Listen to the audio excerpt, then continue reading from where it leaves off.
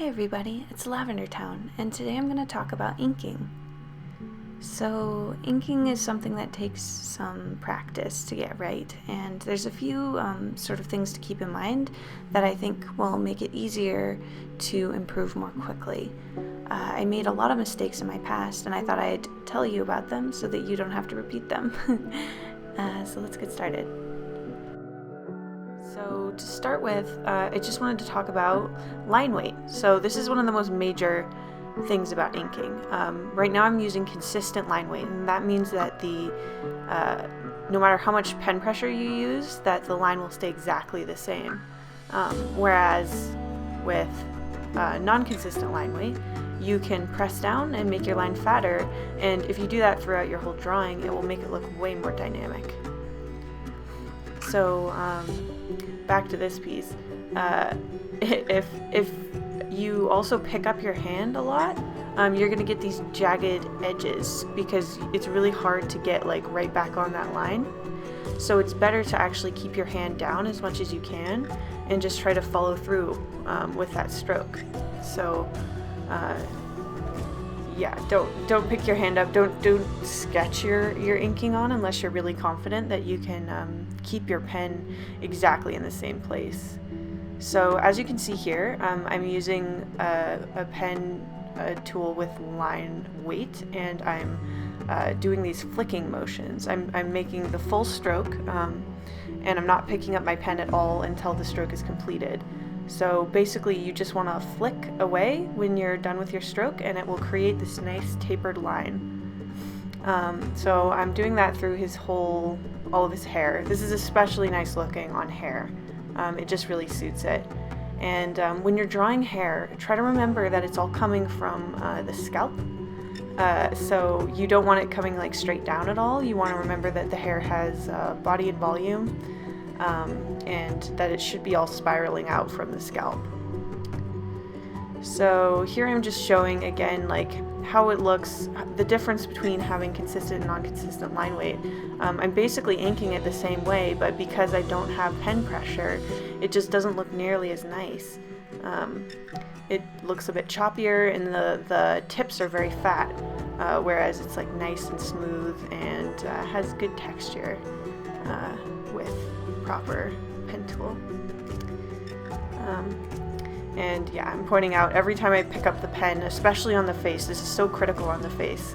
It might take a few passes, but it's so important that you get those lines down in one go if you can, because it creates these little bumpy, weird parts that look really disruptive in your line. The next thing I'm doing on the good side of this is I'm adding these little dashes in his hair, and that's just this is kind of a stylistic thing that I do. You don't have to do it, but basically I'm mostly just saying like add texture, you know? If you can add texture somewhere or something like that, it creates visual interest. And you want to make sure when you're doing these things, and like the lines on his face, you want those lines to be much thinner and lighter than the outlines. So like you can see his eyelid inking is a lot thicker than his blush, and that just helps guide your eye to the most important thing. It's called visual hierarchy. So yeah, as I'm coloring in his eyes, I'm making sure to go back over lines that are too thin and creating that sort of shadowy under eye that I often do. So another thing I'm going to talk about that inking is good for is showing texture and weight. And I talked about this a little bit in the hair, but this is also something you really need to do in the character's clothes. So I gave them this sort of fluffy, ruffly thing up at the top of their jacket, just to kind of show you what I mean by that. I also was using a little snippet of flat black underneath the chin to separate his head and his neck and to show shadow. But here I'm just showing the fluffiness of this different piece of fabric around his neck. And line art can be a great way to show that. Like you can show something that's really fluffy or really smooth. The important thing is to remember to not make everything look exactly the same. There's a lot of, it's really easy to draw all fabrics exactly in the same way, but that makes them all look like they're the same type of fabric. So do try to consider that when you're inking. Another thing you can really show is mass. So like everything has, it's important to think about things in 3 dimensions. So like I'm showing another side of his head basically behind his ear, and I'm sort of alluding to the fact that this is a 3D shape. And I'm going to do that here with his sleeve as well. So I'm already anticipating where these folds are going to be, and I make sure that that's reflected in the outline of his shoulder. You don't want to just put in wrinkles sort of wherever. You want to think about where would this fabric be gathering, like where are the points where his body is at an angle, because usually fabric wants to lie flat and it will wrinkle if you try to move it in any particular direction. So usually the most wrinkles should be at the joints. So I'm putting them at his shoulders and armpit area, and then right at his elbow. And just, yeah, trying to show the shape of his body through his clothes without it being super like spandexy. You want to inform the viewer of both what he looks like his shape, and what sort of texture of fabric this is. So like you'll see on his pants, I don't do as many wrinkles, and that shows that it's a heavier type of fabric because it doesn't wrinkle as easily. So as you can see, like down the leg, it's smooth more or less. And this is something that took me quite a long time to learn. Like most of my early art, the characters are all in exactly the same type of fabric that I always wrinkled in the same way, and the wrinkles were in arbitrary places. So that's kind of why I'm talking about it here, just assuming you guys might have the same sort of struggles. So I drew the ruffle around his neck without much detail, and it really takes the life out of it. It looks like a weird airplane, you know, one of those airplane pillows people take to sleep on? That's what it looks like now, because I'm not showing that texture. And because the outline of his shirt is smooth, the wrinkles will always look out of place because they don't appear to have any actual mass. Another big mistake is drawing the whole outline of his body and then trying to show where the shirt ends and the pants start without actually making a little bump to show that, you know, that fabric is taking up space. Another big problem you might have is with tolerance when you're using the paint bucket.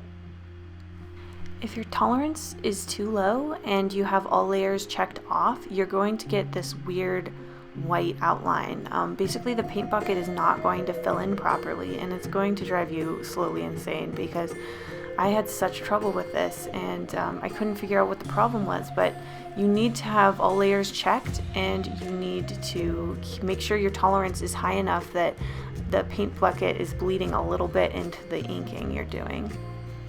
So I'm going to show you a way that you can ink in a character's pants completely black and then still use the detailing that you had put in before. So like his fly and wrinkles and pocket and everything are completely erased right now, but what you can do is you can just do it on another layer and then erase the lines that you put in before, and now all of a sudden it's a reversal, so you still get to see those details and they're not wasted.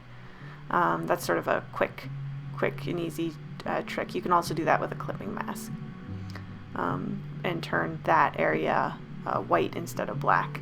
That's actually more precise, but it's more complicated too. Again, I'm really trying to focus on showing mass in his hair, so I'm just kind of showing where all of these strands of hair would naturally sort of end up towards the scalp. And it makes him look a little better.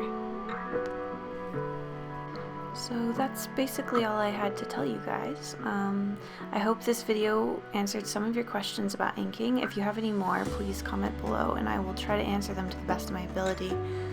It was actually kind of difficult to sort of deprogram all the stuff I've learned about inking, so hopefully these are problems that you guys actually have. They're things that I recall having difficulty with, and of course usually people won't make all these mistakes at once, so it won't look quite as terrible as what I did, but I just wanted to cover a variety of different inking mistakes that people generally have.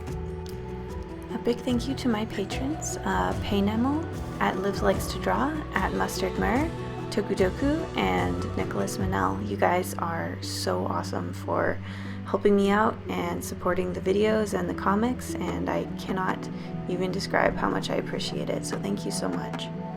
The music on this video is courtesy of a really awesome and beautiful band called, I believe, Amarante. I don't know if I'm mispronouncing it, but I just wanted to say thank you so much for letting me use your music. It's really lovely. I used the instrumental versions of both Stardust and Singularity, and there's links to Amarante's SoundCloud if you would like to check them out.